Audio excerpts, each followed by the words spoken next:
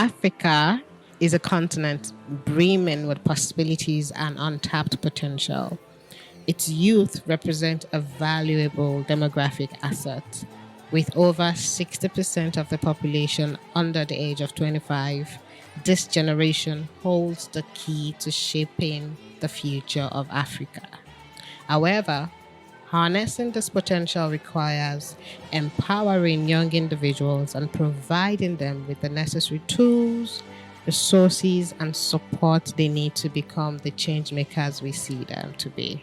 This podcast delves into the experiences and insights of our guest, Itofa, shedding light on the power of youth-led initiatives, youth philanthropy, and the crucial role of mentorship and support systems in driving change in Africa. Welcome to the Ubuntu Giving Podcast.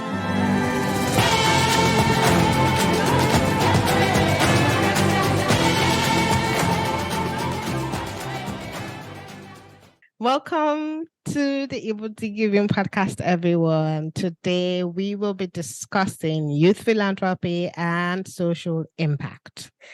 We have here a special guest, Itofa. He is a development consultant and founder of two nonprofits. I'm particularly interested as to how he runs two nonprofits. His work cuts across promoting resilient food systems, advocating for inclusive education, rehabilitating internally displaced persons in Nigeria. He's all this and more. He's a TEDx speaker, and this is just amazing. Itofa, please just tell us everything you've been doing. Blow the trumpet yourself, sound the alarm. We want to hear from you.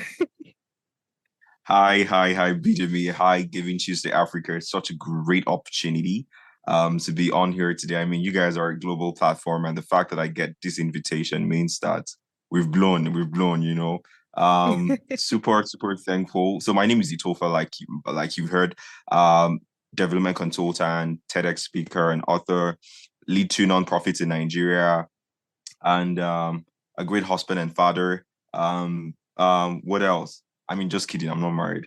But yeah, that's pretty much all. That's pretty much all my work that I do. But most importantly, the fact that I'm Nigerian and just really want to change the landscape of what it means to be a social entrepreneur from Africa. I understand very well that many times the narrative that's currently being put out there for people who are starting nonprofits, especially if you're coming out from Nigeria, there's a narrative that's running that, oh, these guys are very fraudulent. These guys are. Yeah, their ways are not pure, right? I want to be that guy who changes the narrative, right? And just shows that, look, kindness is very cool. It's cool to be kind, right? Every one bowl of meal you pass out to somebody, the kids we work with at the food bank, everything we do, it's just to let somebody know that, look, you can make a difference too. And it's really been interesting because I started this journey when I was just in my second year and just 19 years old. And it's been an incredible journey.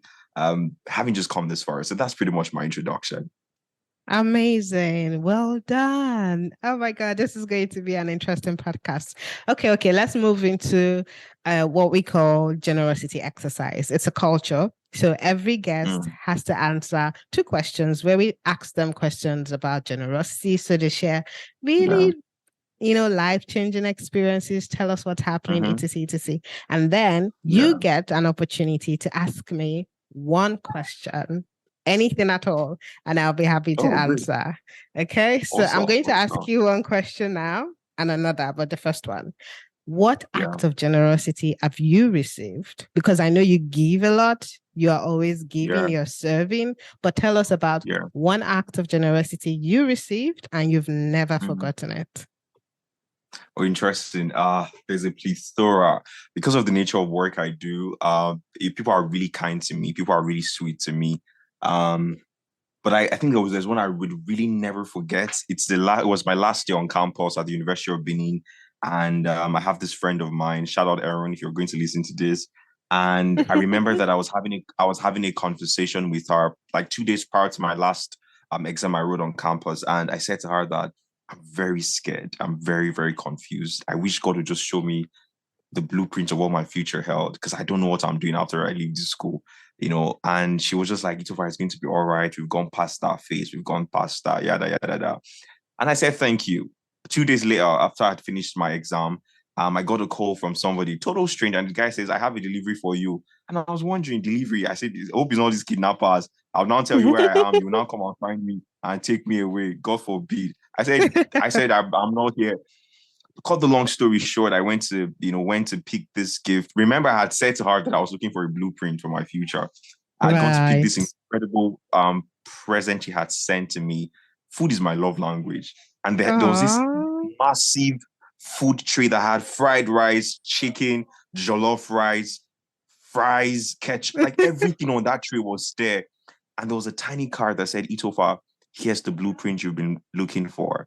And I would never, for the rest of my life, ever forget that act of kindness to me, because even today, I mean, it's just been an incredible journey, knowing very well that the fears that I had about life after university would turn out to be Right. incredibly better than I even thought. So yeah, that's something that I'll True. never forget. That's so sweet. Oh my God. You like food, Sha.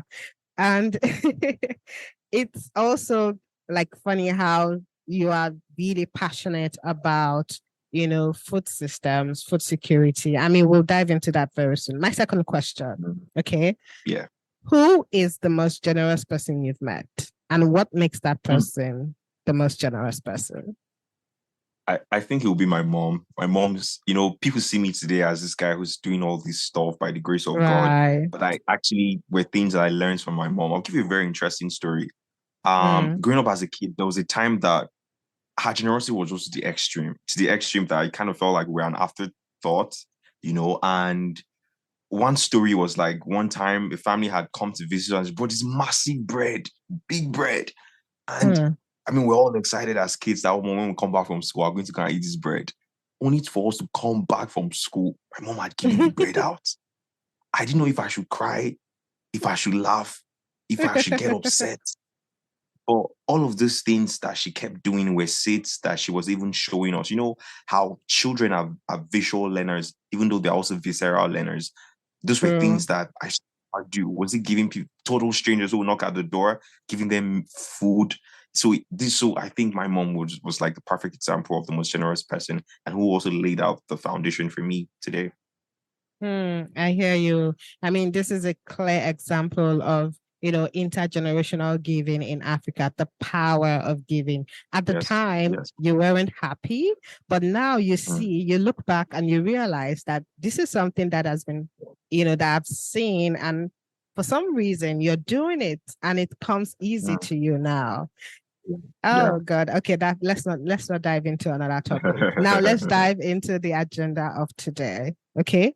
Yes. Let's begin with understanding the significance of, you know, youth philanthropy in Africa. How Mm, does mm, the context influence the involvement of young people in mm, charitable giving and social impact initiatives? mm. Thank you very much, Bidemi. Here's where I start my TED talk, right? Um, I mean, that's a very, very important question, because if you look at the context of the global south, or even using Nigeria as a case study, 60% of Right. the Nigerians population are under 25 years old. So what Mm, that means is that we're a young population. We are a young population. And philanthropy as a context, or even as a subject on its own, is not something that is left for the Mute dollars or the Dangotes. Every single one of us, deeply inherent and embedded in us, is the ability to be kind and the ability to be generous. I mean, if you look at everything happening right now in Nigeria, everything happening, you kind of feel like many of the revolution that has started was actually stirred up by young people. So if you want to look at, I mean, everything that's happened in Nigeria over the last 3, 4 years, were things that were driven by people. Was it answers? You could see philanthropy take place. Was it even people using their voices to advocate for things? So coming back to your question, how mm, important is young people? How important is it for young people to actively engage in philanthropy? Yes, if I'm correct, that's what you asked me. yes. Um, Honestly, it is very, very, very important, because if we're going to build what you call a global colossus of change makers, a global colossus of impact-driven work, it would take the young people who are who would carry the baton and the baton for the next generation, which is you and yourself and myself, BDME.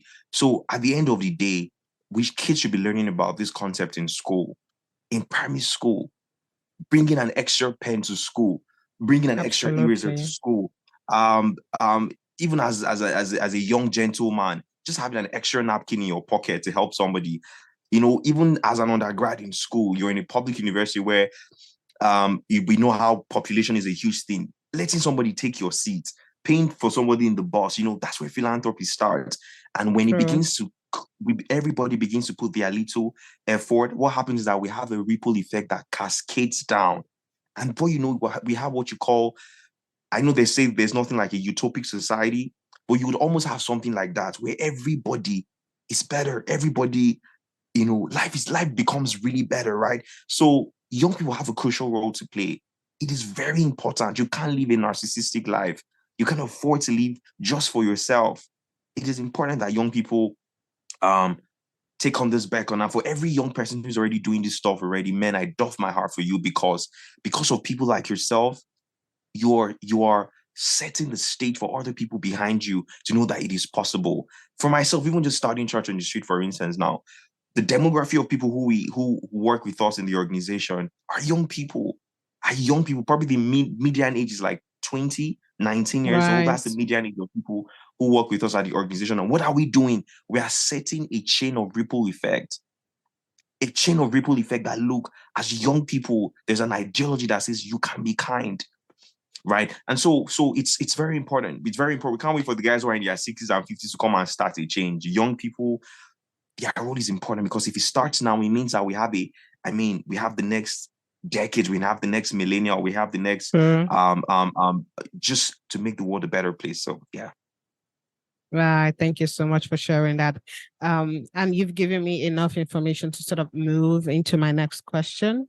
Let's touch on factors. If some young people come from, permit me to use the word, economically disadvantaged backgrounds in terms of Yeah. resources, and some of them feel that because they are not, seemingly born with a silver spoon, they cannot Mm, contribute to the society.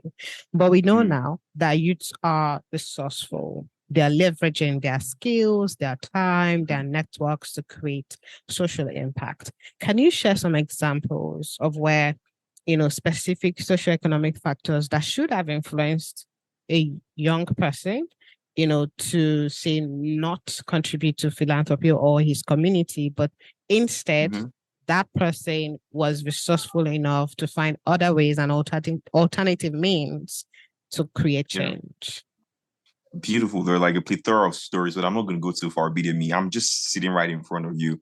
I know a lot of people see me today and people think I probably was born with a silver spoon. Nah, I wasn't born with a silver spoon.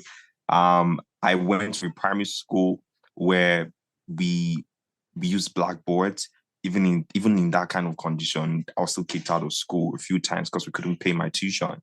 There were also times even when, as in high school, when even still couldn't pay a few times. And there were times even as an undergrad in school where I resumed the whole semester with only 5K. There are 4 months in a semester, and this is an undergrad going to school with only 4,000 naira, right? That kind of gives you a perspective of where I'm coming from. Oh, let me even add this. Growing up as a kid as well, my mom said to me, "Itofa, we couldn't afford to buy you baby food as a child because we couldn't Wow. even afford it." So that gives you a perspective of where I'm coming from. Now let's flip the table over. I started church industry with 700 naira. If you do the math, that's less than $10 today. If you go to Starbucks, $10 will probably just $10 will give you probably buy you coffee or something. But that kind of gives you a perspective of how we started. A great Mm, man once said something one time. He said, "It's not what you don't have that stops you. It's what you currently have, but you've not learned how to maximize it." I'll take that again. It's not what you don't have that is currently stopping you. It's what you currently have, but you haven't learned how to maximize it. You said something very profound, BDM. You said that leveraging technology, leveraging networks, leveraging ideas, leveraging collaboration and partnerships, that's the future of giving. Giving is no longer about the fact that I have a $10,000 in my bank account. Giving has gone beyond the fact that, look, I have a trust fund. My parents have kept $500 million for me so I could be kind. No, Giving is saying, look, I have an Instagram account. I have like 1,000 followers. If only 1% of my followers even can make donations to the work we're doing, we would move the needle in this sector. Or Mm. look, I have a voice. If I begin to advocate for this thing that's a social vice or is that's not supposed to be a norm in the society, hopefully I could reach one person. What about that little girl somewhere in Kaduna who's been thrown out of school because she cannot afford to pay tuition fee of 1,200 naira? Is it possible that my friends and I could crowdfund and reach her, even though I don't have 1,200? At the end of the day, you'd realize that collectively as people, we could actually move a needle in the society and make a difference. It's not about, it's going to be, look, philanthropy, stirring a social change, it's not about money. A man I love so much is Blake Michalski, the founder of social entrepreneurship. If you read about Blake Michalski, the guy who founded Tom's Shoes, he brought the concept of social entrepreneurship. Blake Michalski went on vacation to Argentina and he found kids who were not wearing shoes in Argentina. He found that the kids had cuts on their legs. He found that these children were, how could kids not have shoes? Guess what he did? He thought to himself, because in Argentina they had their traditional shoes that they wear. He thought to himself, what if we could make these shoes, go back to America and sell a pair of shoes, sell these pairs of shoes in America that was made by the communities. And for every pair we sell, a pair of shoes will be given to a child back in Argentina. And a company was birthed out of that. And it became a $300 million company called Tom's. He didn't think Nice. about the resources he did not have at that point. He thought about the network. He thought about the people he would have. And just like myself as well, started off with 700 naira. I didn't even, and that was the tuition of the first kid I paid for. I didn't know that there was going to be a food bank in the future. I didn't know that we're going to be working with families in the IDP. I didn't know that we would be working on policy. I didn't know that a time will come where we would raise over $16,000. None of that was in the picture. But it was my 700 naira that became the seed that stirred the incredible work we're doing. And over 8,000 families today have been direct beneficiaries of the work we're doing. So that kind of puts in perspective how don't let the economic disadvantage that you're currently at stop you from moving. I mean, Itofa, this is quite interesting, and it takes me back to, when I and a bunch of youth corps members, we did this community development program where we reached out to 100 kids, we reached out to widows, material relief, and free cervical cancer screening. We had nothing, but we did it. Somehow we were able to do all of that. And today, that program became an actual organization that has reached more than 5,000 adolescents in over 10 states of the country. That's beautiful. So yeah, I know. This is just, I would love that this podcast goes viral so people know that they can change their communities. You don't need to, I mean, I did not have a job at the time of this program. So you can imagine, me taking on a project and I don't even have a job. So let's move on to our next, our next point. I want to touch on cultural and social norms. It's fascinating how cultural values can drive youth philanthropy in unique ways. I mean, in my village, I think I said this in a podcast episode with Alima, I talked about how we always come together, right? Everyone knows each other and we just come together whenever there's a celebration, there's a burial, everyone contributes. Yeah. So somehow there is that culture of giving already. So let's talk about cultural and social norms. How does cultural and social norms influence young people's attitudes towards philanthropy and their involvement in social impact initiatives? Yeah, absolutely. Absolutely. There's a direct correlation between having cultural and social norms that actually advances and that are pro generosity or pro kindness. Practical case study happened to me. Now, I traveled, right? And I was in this country. I'm not going to call the country. And I was on the train. And the Nigerian in me, when you see an elderly person, you help them, right? And here I was sitting in the train, I had put my luggage, and there was this elderly lady there who was struggling to try to put her luggage. The Nigerian in me got up to go and help her. But my friend dragged me and said, bro, you don't try that. If anything happens to this lady, whether her arm cracks or anything happens, you're going to be like, wait, but you can see that she said you have to leave her to get things done by herself. Now flip that back into Nigeria. You can't try that in Nigeria. You can't. You can't. I'm just using these practical case studies just to put things in context. Another Right. event happened. I was traveling. I was coming, I think, from Lagos or Benin, where I was coming into Abuja. I was flying into Abuja, and in the airplane, there was this elderly lady. Kind of looks like she had come to visit her daughter, who had just put to Mm. bed. And here she was in the airplane, trying to, get down. And of course, the Nigerian in me again went in to quickly support her and carry her bag, got her into the bus, took her to the departure area, waited for her to get her luggage, and then walked her out till she got into her car. And, she prayed for me and blessed me and all that stuff. But that came from a foundation because somewhere in me, there's a woven tapestry of kindness that's a part of me. And that came because I'm Nigerian. That came because of where I'm coming from. So imagine more Bidemis, imagine more Itofas scattered across the world who would, because of where they're coming from, or because of what they've been exposed to, or because of the cultural context that drives that community or society, would actually help them to spread kindness and do good things. The world would be a better place, right? It will be a It better will. place.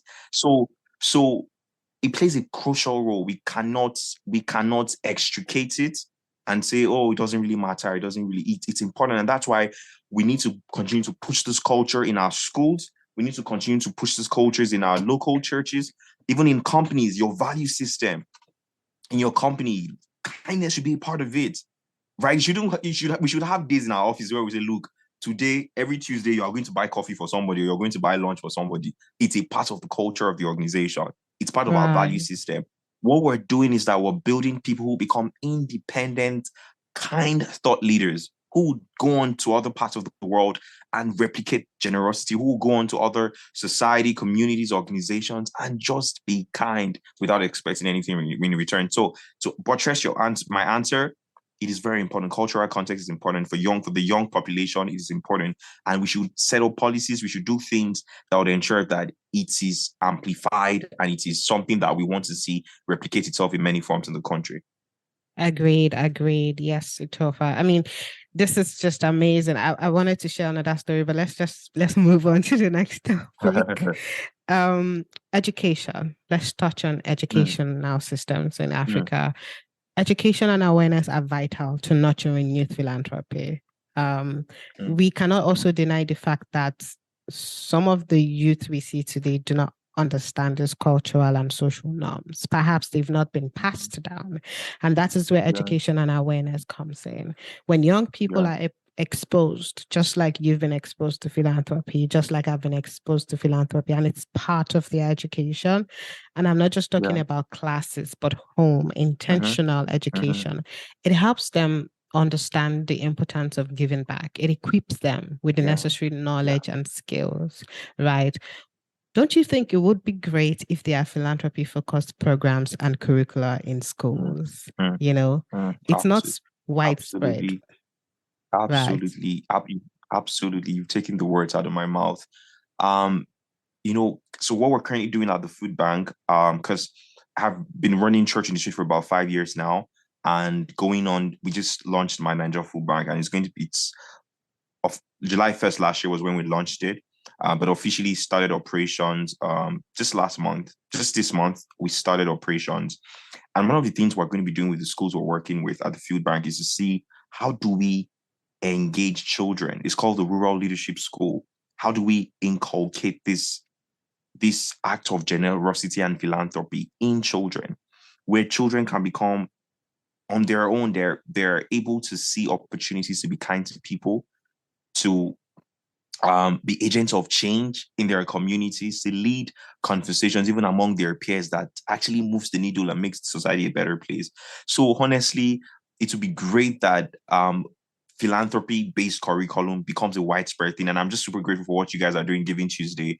Having a podcast like this, that is what you're doing already. So having more people add their voice to the conversation where we're saying, look, how do we push? How do we galvanize more people? Whether it's through symposium, whether it's through a leadership summit, whether it's through empowerment, just gets people in the room and have these conversations and say, look, how do we, what ways, because everybody speaks different languages and you have to meet them at where they are, right? Just like we met the guys who are economically disempowered. How do we meet the children in rural schools now? How do we meet the guys who are in C-suite organizations? How do we meet the guys who are just like nursing mothers? How do we meet the people who do 9 to 5? The conversation is going to be different across all boards, but at the end of the day, it's a great cause that I think should be pushed, and we should just do more work to ensure that more people actually become a part of this conversation, whether it's philanthropy curriculum. Yeah.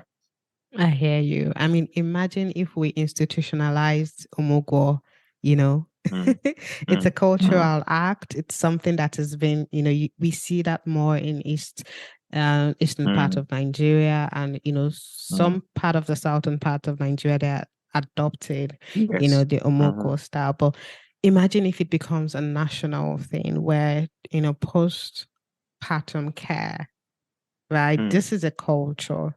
But how about we take it from just being a culture to an actual, you know, I don't know if you're getting the picture I'm painting, Yeah, I creating a do. Absolutely. movement around it, that Mm, would be amazing. yeah. Hashtag Umogo. I hear Absolutely, that. absolutely, absolutely. And by the way, I love the fact that Giving Tuesday Africa just creates an element of that Africanism in everything it does. So when I saw Ubuntu Africa, I Um, was like, interesting. And I'm hearing you talk about Omugo. I don't know what more things you guys have up on your sleeve, but that's really, really beautiful.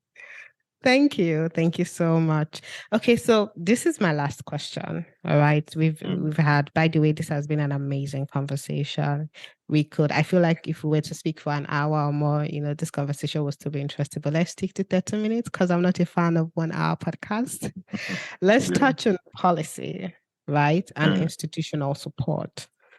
We Mm-hmm. know that this can also significantly impact youth philanthropy. Governments can play a Absolutely, crucial role. absolutely, It's absolutely. all of we still, while we are saying do not look at your environment or look at where you're Mm, coming from, having an mm, enabling environment is also a good mm. thing, right? Yeah, yeah. Opportunities, support Yeah. mechanisms. So, is it possible? Now, this is the question: how does policy and institutional support impact youth philanthropy? Are there, governmental regulations or existing support structures that Mm, facilitate or hinder mm. the involvement of youth? Yeah, thank you very much for that question. Really, really love the fact, because right now everything I do, I'm just talking policy, because um how do I break this concept down? There's what you call so there are two types of interventions that are supposed to be created, like whether as a nonprofit or you're trying to create a solution for a particular sector that has a problem. There are two types. There's what you call systemic change and resolution change. Systemic Mm-hmm. change is when you see a problem and you think about the root cause of the problem and you design the solution with the frame of mind of having the root cause in picture. And that's what you call the resolute change, where I mean it's you see the problem as like, how do we create a quick intervention right now? Let's flip the table now. You see, the role policy plays is the fact that we can continue to be kind to each other, continue to be good to people, but it becomes faster and more widespread when the governments are also a part of the conversation.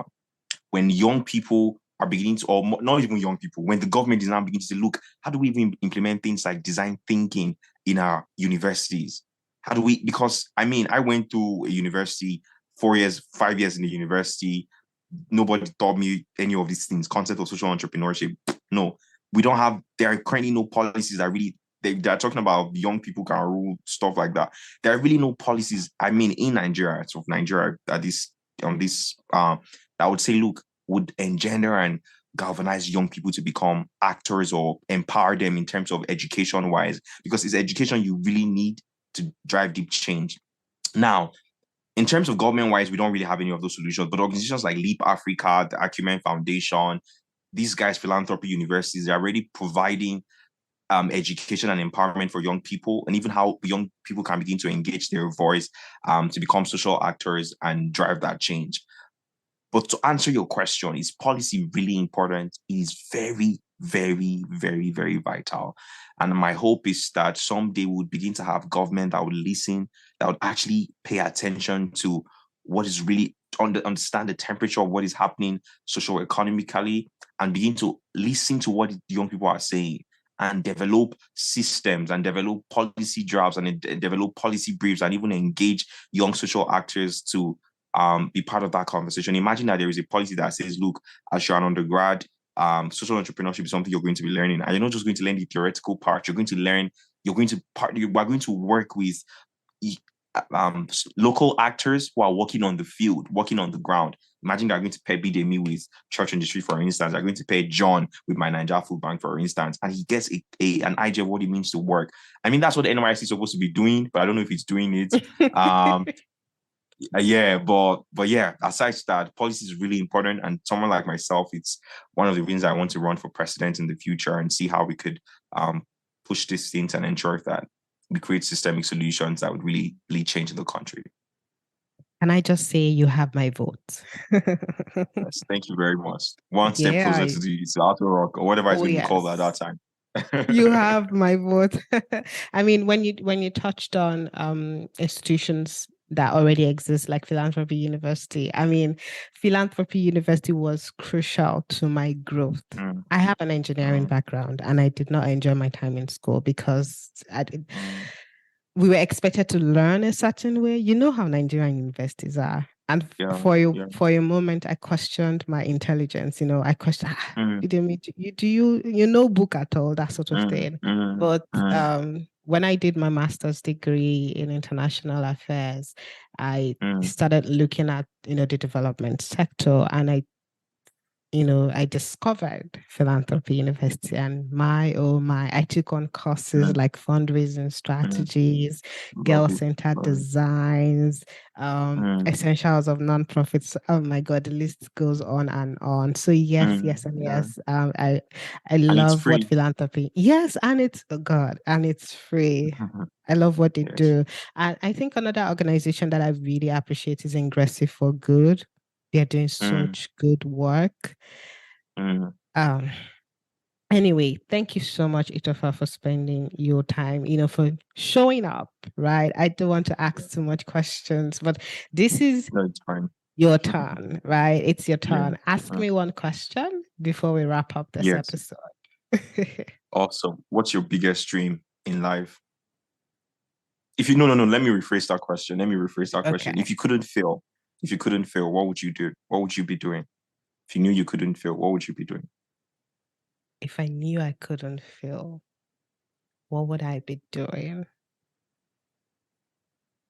To be honest, Itofa, I am doing what I will be doing in 10 years' time, in 20 years' time, in 30 years' time. And that is creating. I'm a creative at heart. I'm always creating initiatives. I'm always creating a program, an event. I mean, if you ask me now, what do you do apart from what I do in Giving Tuesday, you might be surprised, So I'm actually doing what I love. Beautiful. And I mean, yeah. Yes. Yeah. So every time someone tells me to ask them a question, I really like to locate them. So what I mean by locate them is like figure out if they're really doing what they're called, what's a part of their core, because embedded inside of every one of us, there's what you call your self-concept. And your self-concept is who you really are. In 27 years' time, by the grace of God, I'm still going to be doing what I'm doing. So it was important that I asked you, and it's good to know that you're in touch with yourself and to know that you're in your very, very happy place. And I think one of the things that a lot of people don't realize is that money is not really everything, but money comes to you easily when you're in a happy place. It may not come in the volume you want it, but with time, it will happen. So, Bidemi, well done. Well done. Yay! Someone is clapping for me. Thank you so much. I mean, while we are doing what we love, we are not, saying there are no challenges. There are no times where we are not demotivated. But seriously, this is it for me. Thank you so much, Itofa. Thank you. How do you pronounce your surname? Ivara. Okay, yes. Great. Itofa, Ivara. Awesome.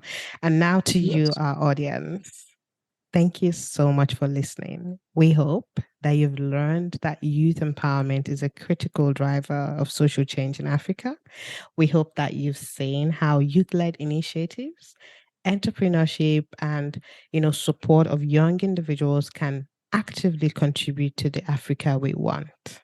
And we hope you've been inspired to take action. Please share this podcast with your network and let us spread the spirit of generosity. Thank you and good day.